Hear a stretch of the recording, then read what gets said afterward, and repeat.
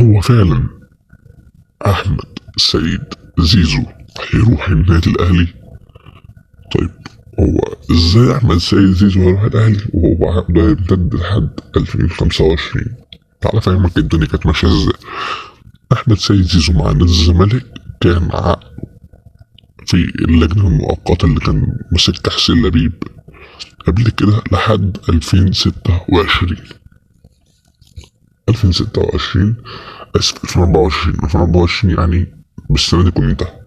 الكلام ده كان 2021. 2021 العقد كان لمدة سنتين. طبعا كان بعقد خرافي ورقم خرافي جدا بحيث لاعب زي ده ياخده في مصر. جه مرتضى منصور 2022 قال لك لا، انا عاوز احافظ على اللاعب مدة كبيرة. طب ايه هي المدة الكبيرة؟ 3 سنين. 3 سنين دي يعني العقد يمتد لحد 2025 من 2022. بكام يا عم؟ الموسم الواحد ب30 مليون. 30 مليون يعني معدل 3 سنين يبقى 90 مليون. طبعا ده رقم كبير جدا يبقى في لاعب مصري. طيب لحد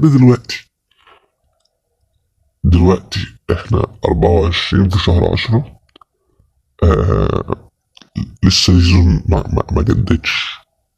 زيزو ما جددش وحقه. انا لاعب بقيت سابع الهداف التاريخي لنادي الزمالك. طب دي حاجة مش قليلة. في لعيبة كبار لسه ما وصلوش ولا عملوا حاجة زي دي. يعني أنا عديت شيكابالا وعديت حلمي طولان وعديت ناس كتير. طيب طريق يحيى كمان. أنا عديت ناس كتيرة جدا. طيب زيزو لحد يوم 1/1/2025 يحقله يمضي مع أي فريق إن لم يكن مضى بتاريخ ممكن أو بعد ممكن يتسجل بعدين، أو ممكن يكون بتاريخه متطرح متقدم شوية. أنا كان ممكن يكون مضى مع حد لو عقد اعتباري. طب هو ممكن يمضي مع حد دلوقتي؟ لا، يقول لك أنا خلاص مضى، لا أخليني ساكت وطنخ عادي وبعد كده همضي. طب إيه هي العروض أصلا اللي جاية زيزو؟ جاله عرض من نادي نيوم، جاله عرض من نادي الشباب السعودي، جاله عرض من نادي نوتنجهام فورست الإنجليزي اللي بيدربوا نانو سانتو.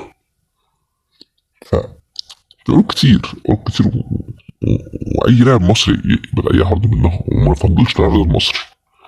بس لما بتبقى في قيمة زيزو حاليا ان هو الهداف التاريخي لنادي الزمالك، لا دي عملية تبقى صعبة. فعملية انه يروح نادي الاهلي بقت حاجة صعبة بس ما استبعدهاش. ليه؟ لان انا شفت امام عاشور.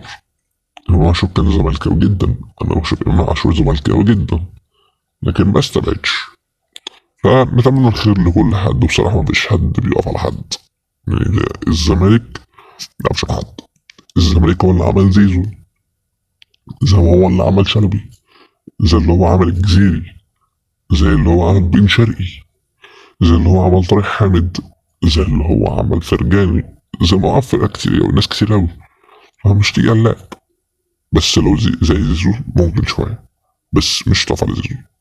شوف الخير ماشي فين، والأيام الجاية تشهد أي حاجة كتير جدا. السلام عليكم.